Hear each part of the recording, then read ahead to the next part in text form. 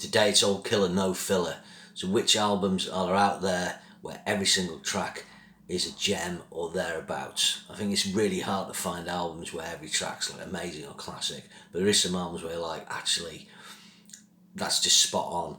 I think for me, a filler track is, I can like a filler track, but I don't feel a need to hear it. Whereas a track that's kind of more on the killer end is like, I might not like that track as much as that other track that's amazing classic killer, but this one's not a filler, I need to hear it and it completes the whole album. So I've come up with 15 for you, but I'll give you a few other options as I go along. So my first choice is going to be a couple of Queensryche albums which I think fit this remit. The first one's Rage for Order. I think this album from start to finish never dips below a certain level. I really like the deeper cuts. I love how it begins, I love how it ends, and I even love the cover version of Gonna Get Close to You, which I think they do a really clever job with. And I think you can say the same in Mindcrime. All the tracks start off really good and they actually get better as you go through the album. Mindcrime actually finishes stronger than it starts to me, but all the little interludes are really good.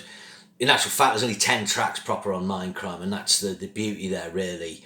You know, Queensryche haven't gone out and tried to write 15 tracks, 17 tracks. They've written 10 really good tracks, and then there's lovely little interludes.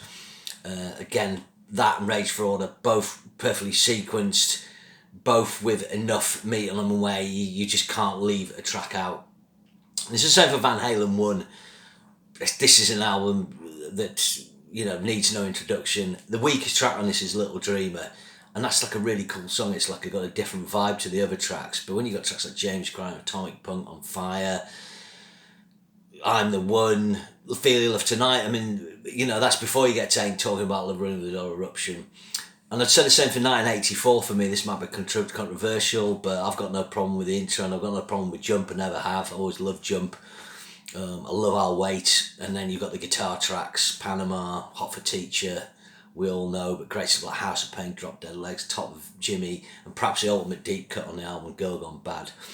You know, there's a chance here, I mean, I could have maybe picked VH2, but, you know, there's maybe a couple of tracks where it's just dipping a bit. Certainly Bottoms Up have never been totally kind of like mad with, but I'm liking it more now. The same with Women and Children, and maybe say Fools dips below a certain level, but those VH albums are good. On to Judas Priest. This was a tricky one because I would Sad Wings of Destiny's like really close here, but Prelude's a nice piece of music and I like it, but I don't need to hear it. Where Stained Class, you know, its two weakest tracks finish side 1 and side 2, but I still got to have those tracks there, and they're still really good, and that's Invader and Heroes End. Of course, you've got great deep cuts like Stained Class and What Heat Red Hot on this album, and so on. For me, it just flows through. British Steel would have been a close choice here, as would Killing Machine, but they're both let down by United and Take on the World. Although I do have a soft spot for both those tracks, particularly Take on the World, they're not as essential. And Painkiller, really close, but it's a bit one-dimensional. Maybe Metal Meltdown's sort of taking the metal too far on that. Not that I don't like listening to it, so close one. Next up, Holy Diver by Dio. This album, you've got your stock tracks, Stand Up and Shout, Holy Diver, Don't Talk to Strangers, Rainbow in the Dark. Everyone knows those tracks, but I like to look at tracks like Gypsy, you know, really gnarly or Straight Through the Heart. Great tracks. I don't know how much they play Gypsy Love or Invisible.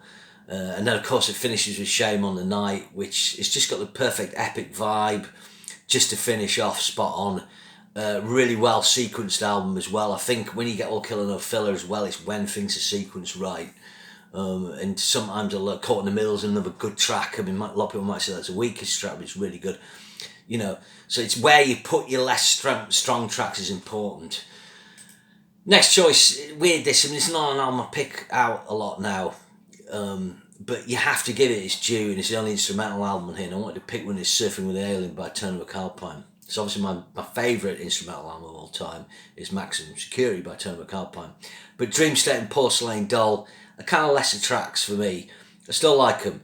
Surfing with the Alien, you can't really fault, like, it's Surfing with the Alien, Ice Nine, Crushing Day, then you got Always With Yours With Me, Hill of the Skull, you got Midnight Circles is really cool, Echoes, Laws of Karma. You know, these tracks are the clever thing with Satriani. He realises that as much as a guitarist loves guitar, you've got to create songs that are going to connect with people who maybe don't like guitar, don't play guitar. And therefore, he only has 8 tracks and 2 short instrumentals. It comes in about 38 minutes, this album. And really no instrumental guitar album should be longer than that, or not much longer. So I think, to give credit where credit's due, that's a great guitar album, as is Trilogy by Yngwie Malmsteen. When I was younger, I always loved this album, but maybe didn't like Liar and Fury quite as much. And Dark Ages was always a track I wasn't that fussed about. But as I've got older, I've appreciated, in amongst the amazing soloing, is a collection of songs I really love all the way through, and that includes Dark Ages. This album starts great, it finishes great, and it's got a good sequence to it. Got great commercial tracks like Magic Mirror and Fire, Balladry, like Crying, and fast stuff like Fury and Liar. It's a good mix, and it's all killed on no filler for me. Next one is AC/DC. Now, I was sort of, wasn't sure on this because technically the opening track isn't quite as good, but it is a good track. It's just, it maybe shouldn't open the album, and it kind of feels a bit different from the other tracks. But I do think it's a really good track. I'm talking about Power Age and Rock and Roll Damnation. After Rock and Roll Damnation, you've got Down Payment Blues has gone shooting, Up to My Neck, Kicks and Teeth. I mean, any number of really great deep cuts. That's the thing with this album. Sin City, obviously, is well known, but Riff Raff. But it's those tracks that they never really play live and stuff. What's Next to the Moon, with great lyrics, just really good, proper, strong album.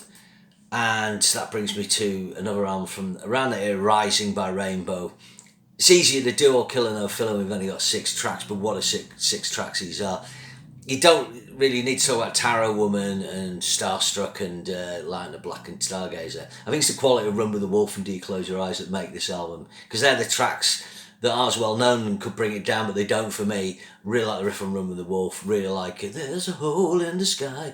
And I just love the simple kind of almost cocky rock of Do You Close Your Eyes. Just really good, and it's just a nice lighter touch. Bit of hair metal. I had a few hair metal choices here from the glam era, like Blue Murder, but I don't know if that's quite fits in. Out of the Cellar by Rats, another album, but She Wants Money, I'm Insane are kind of filler tracks. I really like them, but not quite killer. So I've got 2 choices here. One's Tooth and Nail by Dokken, my favourite Dokken album for songs. Great from start to finish, but again, what really props it up is it's 2 tracks that, or 3 tracks that people maybe don't know as well if you're a Dokken fan, which would be Heartless Heart, Bullets to Spare, and Don't Close Your Eyes. Excellent tracks, really good fun, a really good vibe, and again, the whole running order from start to finish just works beautifully for me. So I've always really liked that, and the same for Tell No Tales by TNT. Again, just every track works on this album, and you've got only 8 tracks really, and then 3 short instrumentals. I think it's interesting that these albums I'm talking about were all made in the vinyl era, where you've got to keep your running time down. That means there's less tracks, it means the quality control's better. The bad thing about the CD era and the streaming era is bands are expected to write too many tracks. Another hairy-ish metal album is Dangerous Attraction by Lion, another album I've reviewed on this channel. Again, I just really like all the tracks. Yeah, it's cheesy, sort of fist-pumping, heavy-ish LA metal, but even like less tracks like After the Fire, Shout It Out are really good and go along well alongside tracks like Never Surrender, Armed and Ready, and Fatal Attraction. Like I say, if you know this album, you know what I'm talking about. If you don't know it, check it out. It's really good. Another hairish one, Out of This World by Europe. Again, 12 tracks. Got to hand it to them, pulling it off. Never dips below a certain level. Fantastic playing, fantastic running order. Great solos. Really good, and finishes a really nice ballad, Tomorrow. So yeah, another one from that kind of era, I was thinking of putting was Pull by Winger, and that has got a really strong selection of tracks. I think the difference with that is it hasn't got much classic Winger on.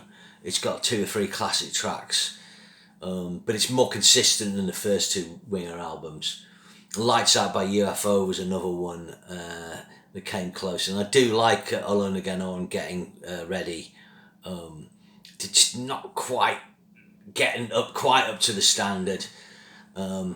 So another was Lionheart by Saxon. I don't know if that's too new to be all killer, no filler.